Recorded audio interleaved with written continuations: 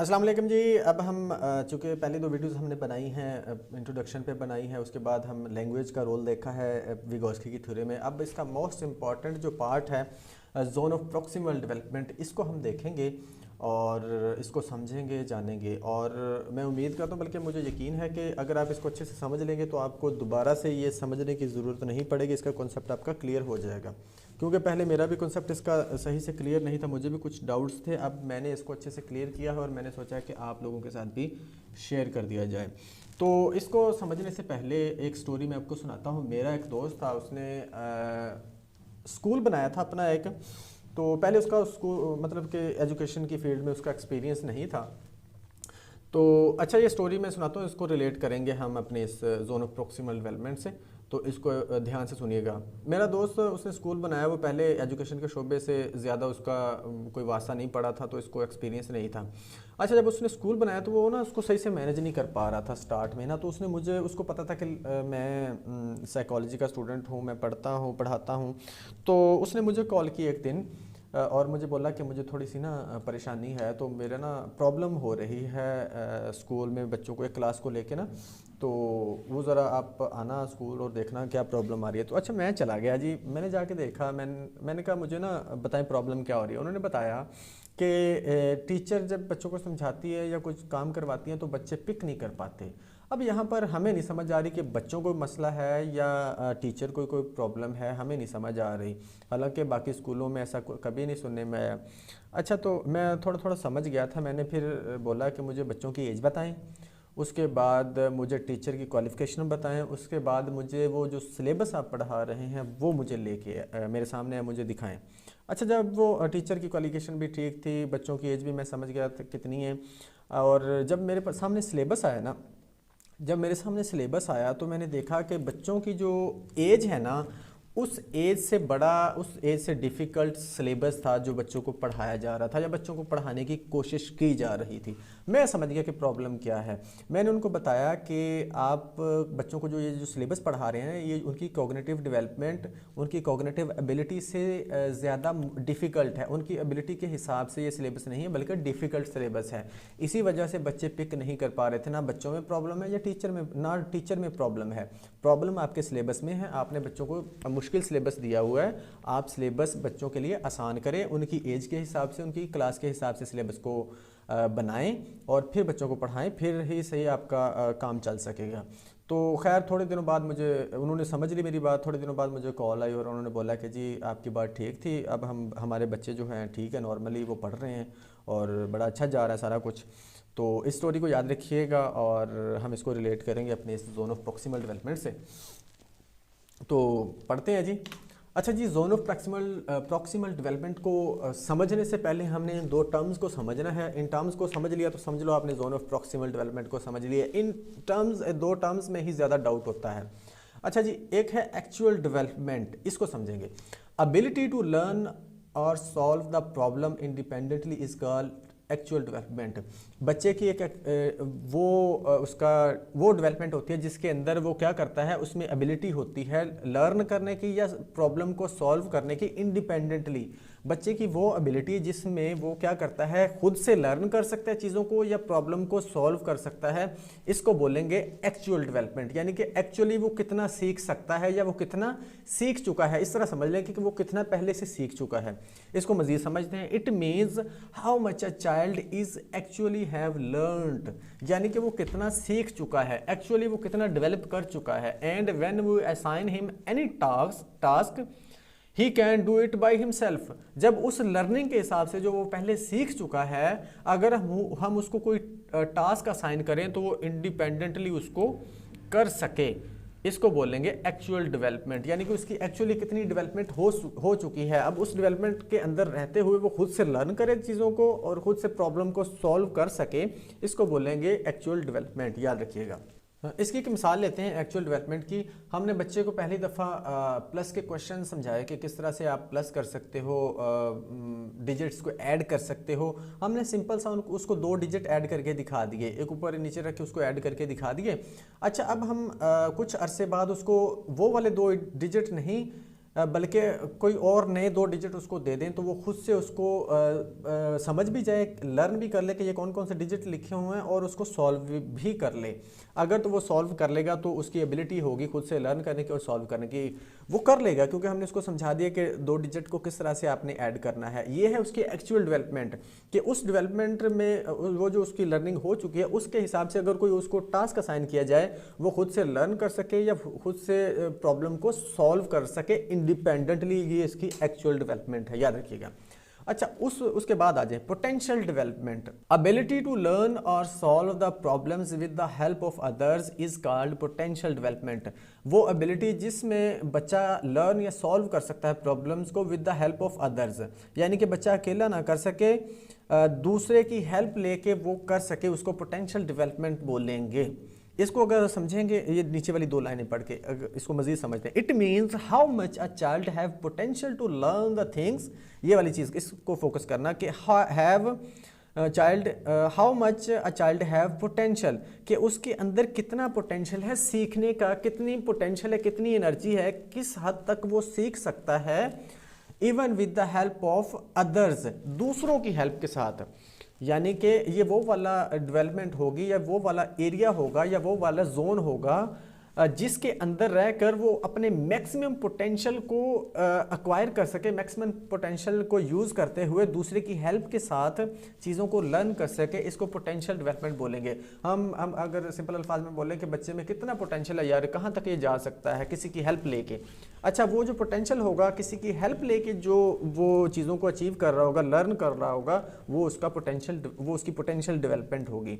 अच्छा, मीन्स यहाँ पर इसको थोड़ी सी मैंने एग्जांपल में इसको बयान करने की कोशिश की है। Means how much a child can cover a distance with more knowledgeable other.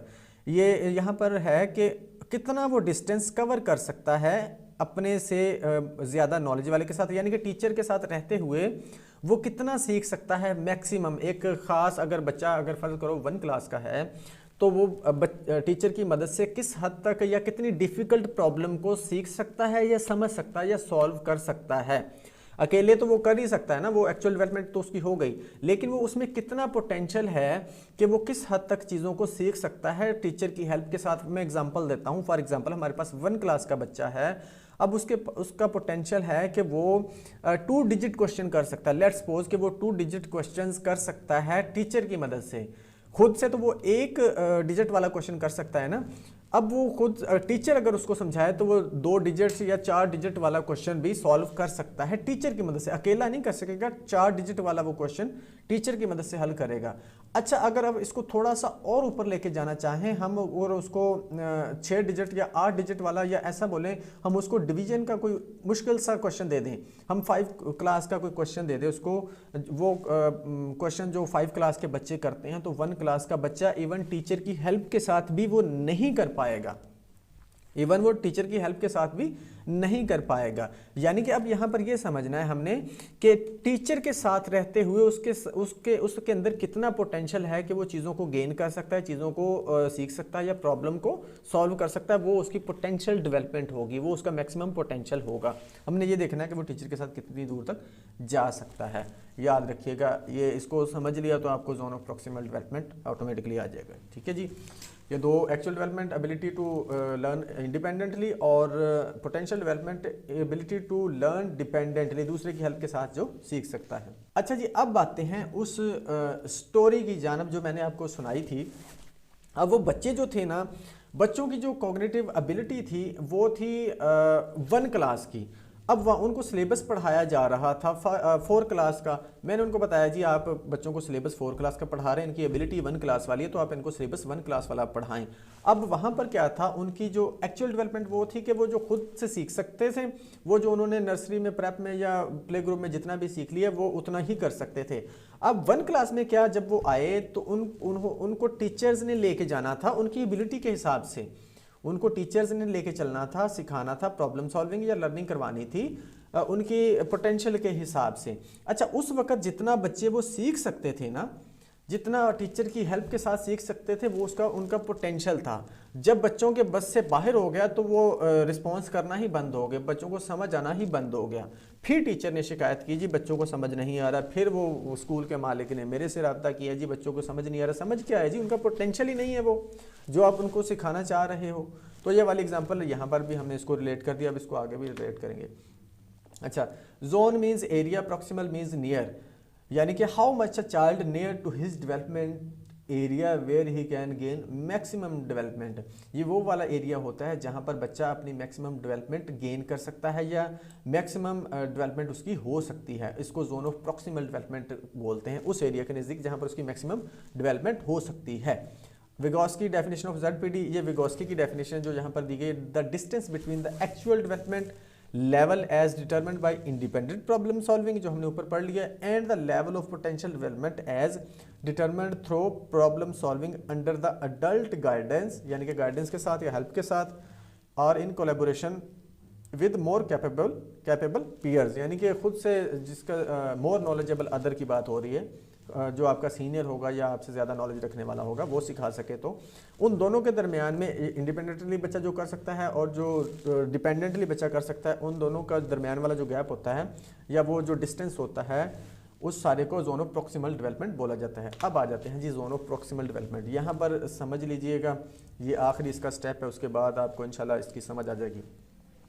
Zone of proximal development, बहुत दफ़ा मैं भी कंफ्यूज हुआ हूँ जी। बाज़ दफ़ा बोला जाता है जी ये डिस्टेंस है इन दोनों के दरमियान में, बाज़ दफ़ा बोला जाता है जी ये एक ख़ास उससे लेके उस मतलब एक्चुअल डेवलपमेंट से लेकर पोटेंशियल डेवलपमेंट तक का फासला है। बाज़ दफ़ा डिस्टेंस बोल दिया जाता है, बाज़ दफ़ा फ़र्क डिफरेंस बोल दिया जाता है। तो मैं बड़ा कन्फ्यूज़ था। अब यहाँ पर हम इसको समझेंगे कि ये वाला जो एरिया है हमारे पास, जहाँ पर मैं सर्कल कर रहा हूँ, ये है वो वाला एरिया एक्चुअल डेवलपमेंट वाला है, AD। ये वाला एरिया हमारे पास एक्चुअल डेवलपमेंट वाला, ठीक है जी। एक्चुअल डेवलपमेंट वाला एरिया हमारे पास ये है कैन डू इंडिपेंडेंटली, वो टास्क वो या वो एबिलिटी जिसमें बच्चा खुद से लर्न कर सकता है। ये वाला एरिया है वो जिसमें बच्चा गाइडेंस के साथ या हेल्प के साथ चीज़ों को सीख सकता है। अच्छा, यहाँ पर पड़ा है आपका एक्चुअल पोटेंशियल, ये वाला सारा एक्चुअल डेवलपमेंट वाला एक्चुअल डेवलपमेंट वाला जोन ये पड़ा है, और ये वाला है हमारे पास पोटेंशियल डेवलपमेंट वाला जोन। यहाँ पर एंड हो रहा है वो पोटेंशियल डेवलपमेंट वाला जोन, ठीक है जी। ये है हमारा एक्चुअल डेवलपमेंट वाला जोन जो हमारा यहाँ पर एंड हो रहा है, और ये हमारा है पोटेंशियल डेवलपमेंट वाला जोन। अब यहाँ से लेके यहाँ तक का जो डिस्टेंस है ना, यहाँ तक की जो ये वाला एरिया है, डिस्टेंस कह लें या एरिया कह लें, यहाँ तक से लेके यहाँ तक वाला जो एरिया है, इसको बोलेंगे जोन ऑफ प्रॉक्सिमल डेवलपमेंट। यानी कि एक्चुअल डेवलपमेंट तो वो खुद से सीख रहा है ना। अब ये वाला जो एरिया है वो वाला एरिया जिसमें बच्चा दूसरे की हेल्प के साथ चीज़ों को सीख सकता है, वो होगा zone of proximal development. Zone of proximal development इसलिए इसको बोला जाता है एक्चुअल डेवलपमेंट और पोटेंशियल डेवलपमेंट। ये है पोटेंशियल डेवलपमेंट का एरिया, यहाँ एंड हो रहा है, और ये है एक्चुअल डेवलपमेंट का। इन दोनों का डिफरेंस इसीलिए बोला जाता है कि इन डिफरेंस के दरमियान या इन दोनों के दरमियान में जो एरिया है उसको जोन ऑफ प्रॉक्सिमल डेवलपमेंट बोला जाता है। एक और जगह पर अगर इसको और तरीके से समझे तो वो एरिया जहाँ पर बच्चा किसी की हेल्प के साथ भी ना चीज़ों को सीख सके, वो एरिया जहाँ पर बच्चा किसी की हेल्प के साथ भी चीज़ों को ना सीख सके, वो एरिया और एक्चुअल डेवलपमेंट के दरमियान वाला एरिया सारा जोन ऑफ प्रॉक्सिमल डेवलपमेंट कहलाता है। इसको इस तरह भी समझा जा सकता है, एक्चुअल डेवलपमेंट या पोटेंशियल डेवलपमेंट के दरमियान वाला एरिया, या एक्चुअल डेवलपमेंट से लेके या वो एरिया जहाँ पर वो इंडिपेंडेंटली कर सकता है, या वो एरिया जहाँ वो डिपेंडेंटली भी कुछ नहीं कर पाता, उन दोनों के दरमियान वाला जो एरिया होता है जिसको पोटेंशियल डेवलपमेंट वाला एरिया बोला जाता है, वो जोन ऑफ प्रॉक्सिमल डेवलपमेंट बोला जाता है। मिसाल के तौर पर हमने वो स्टोरी जो सुनाई थी आपको बच्चों वाली, अब वो जो उनका वहाँ पर प्रॉब्लम था वो यहाँ पर खड़े हुए थे, वो बच्चे यहाँ पर थे, वो टीचर की हेल्प के साथ भी नहीं कर पा रहे थे, सीख नहीं पा रहे थे चीज़ों को, ना टीचर उनको सिखा पा रहा था क्योंकि उनकी कॉग्निटिव एबिलिटी ही नहीं थी वो वाली। तो यहाँ पर उनको प्रॉब्लम आ रही थी, यानी कि उनका जो जोन था वो जोन से बाहर निकल गए थे, टीचर उनके जोन से ही बाहर निकल चुका था, इसलिए वो उनको समझ नहीं आ रही थी। ठीक है, ये वो वाला जोन जिसमें बच्चा गाइडेंस के साथ भी कुछ नहीं सीख पा रहा है, वो और एक्चुअल डेवलपमेंट के दरमियान वाला जो जोन होता है उसको जोन ऑफ प्रॉक्सिमल डेवलपमेंट, या फिर एक्चुअल डेवलपमेंट का ये वाला जोन और पोटेंशियल डेवलपमेंट का ये वाला जोन, इसके दरमियान का जो एरिया या डिस्टेंस, एरिया भी बोल देते हैं कई जगह पे और कई जगह पे डिस्टेंस भी बोलते हैं, इसको जोन ऑफ प्रॉक्सिमल डेवलपमेंट बोला जाता है, जिसमें वो अपने से किसी सीनियर की या ज़्यादा नॉलेजेबल अदर से हेल्प लेकर चीज़ों को सीखता है, उसको जोन ऑफ प्रॉक्सिमल डेवलपमेंट बोलते हैं। उम्मीद है कि आपको चीज़ों की समझ आ गई होगी। अब आगे बढ़ते हैं जी।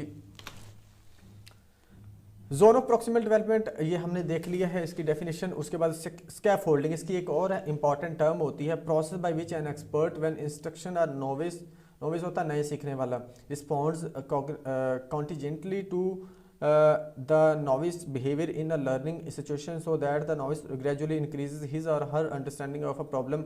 यानी कि आपका जो मोर नॉलेजेबल अदर या आपका सीनियर या आपका टीचर आपकी जो हेल्प कर रहा होता है, उस हेल्प के प्रोसेस को बोलते हैं स्कैफोल्डिंग। वो जो आप हेल्प ले रहे होते हैं या कोई आपकी हेल्प कर रहा होता है, वो आपकी जोन ऑफ स्कैफोल्डिंग कहलाती है। आपका टीचर जब आपको स्टडी में टीचिंग में हेल्प कर रहा होता है तो वो स्कैफोल्डिंग होता है। जब फादर वो बच्ची की हेल्प कर रहा था तो वो स्कैफोल्डिंग है। उसके बाद जब टीचर पढ़ा रहा है बच्चों को तो वो स्कैफोल्डिंग होती है। अच्छा, स्कैफोल्डिंग के बारे में एक इंटरेस्टिंग चीज़ ये है कि जेरम ब्रोनर थे, इन्होंने ये वाली टर्म दी थी, थ्योरी ऑफ स्कैफोल्डिंग। अब ये ना कुछ लोग समझते हैं कि ये विगोस्की की टर्म है, ये विगोस्की की टर्म नहीं है, तो मुझे इंपॉर्टेंट लगी इसलिए मैं यहाँ पर बता रहा हूँ कि theory of scaffolding, scaffolding theory was first introduced in late 1950s by Jerome Bruner. Jerome Bruner ये दी थी, कॉग्निटिव साइकोलॉजिस्ट थे। He use the term to describe young children's oral language acquisition, oral language acquisition में इसने इसको use किया था। Scaffolding होता है आपका जो आपकी हेल्प कर रहा था, वो हेल्प करने का प्रोसेस या वो जो हेल्प होती है उसको स्कैफोल्डिंग बोलते हैं। उसके बाद है मोर नॉलेजेबल अदर, ये हमने बार बार इसको डिस्कस कर लिया था। More knowledgeable other is someone who has a higher level of knowledge than the learner and is able to provide them with the instruction during their learning process. ये वो वाला शख्स या इंडिविजुअल होता है जो आपको हेल्प कर रहा होता है या लर्नर की हेल्प कर रहा होता है लर्निंग के अंदर, ठीक है। इसकी एग्जांपल आपको ये देख लें। अब ये सन है, ये फादर है। अब फादर उसकी हेल्प कर रहा है बच्चे की साइकिल को सीखने में, उसको सहारा दे रहा है, ठीक है, उसको पकड़ के सिखा रहा है। ये स्कैफोल्डिंग हो रही है। और ये जो फादर साहब हैं ये है मोर नॉलेजेबल अदर। अब फादर साहब को पता है, फादर को पता है कि किस तरह से साइकिल सीखी जाती है, बच्चों को सिखाई जाती है, वो सिखा रहे हैं, स्कैफोल्डिंग उसको प्रोवाइड कर रहे हैं, ठीक है, तो बच्चा सीख रहा है। अच्छा, ये होता है कि जब बच्चा सीख जाता है उसके बाद स्कैफोल्डिंग को रिमूव कर दिया जाता है, हटा दिया जाता है, मतलब बच्चे को सहारा या गाइड करना छोड़ दिया जाता है, बच्चा खुद ही सीख लेता है, इस काबिल हो जाता है, इतनी उसमें एबिलिटी पैदा हो चुकी होती है, डेवलप हो चुकी होती है कि वो खुद से कर सके। ये एक और एग्जांपल है टीचर की कि टीचर बच्चों को स्कैफोल्डिंग कर रहा है, सिखा रहा है, स्टडी के अंदर उसको उनकी हेल्प कर रहा है। तो ये था जी हमारा जोन ऑफ प्रॉक्सिमल डेवलपमेंट। उम्मीद है कि आपको समझ आ गई होगी और जिस तरह से मैंने मेहनत की है और यकीन है मुझे कि आपको समझ आ जाएगी और आ गई होगी। अगर आपका कोई क्वेश्चन हो तो कमेंट बॉक्स में ज़रूर कमेंट कीजिएगा और काइंडली चैनल को सब्सक्राइब कीजिएगा और बेल आइकन को भी प्रेस कीजिएगा, क्योंकि और भी आगे बहुत सारी वीडियोस आने वाली हैं हर टॉपिक पर, हर सब्जेक्ट से रिलेटेड। और इसके साथ साथ लाइक भी कीजिएगा और कमेंट भी कीजिएगा। अगर अच्छा लगा है तो कमेंट कीजिएगा, अगर बुरा लगा है, अगर समझ नहीं आई फिर भी कमेंट कीजिएगा। कोई क्वेश्चन हो तो भी कमेंट कीजिएगा, कोई वीडियो आपको लगता है कि वीडियो इस पे बननी चाहिए तो वो भी कमेंट कीजिएगा। तो अब हम इनका वो कंपैरिजन देखेंगे जीन पियाजे का और विगोस्की का, कि किस तरह से एक दूसरे के साथ वो एक दूसरे से डिफ़र करते हैं, ये हम देखेंगे। तो मिलते हैं नेक्स्ट वीडियो में, तब तक के लिए अल्लाह हाफिज़।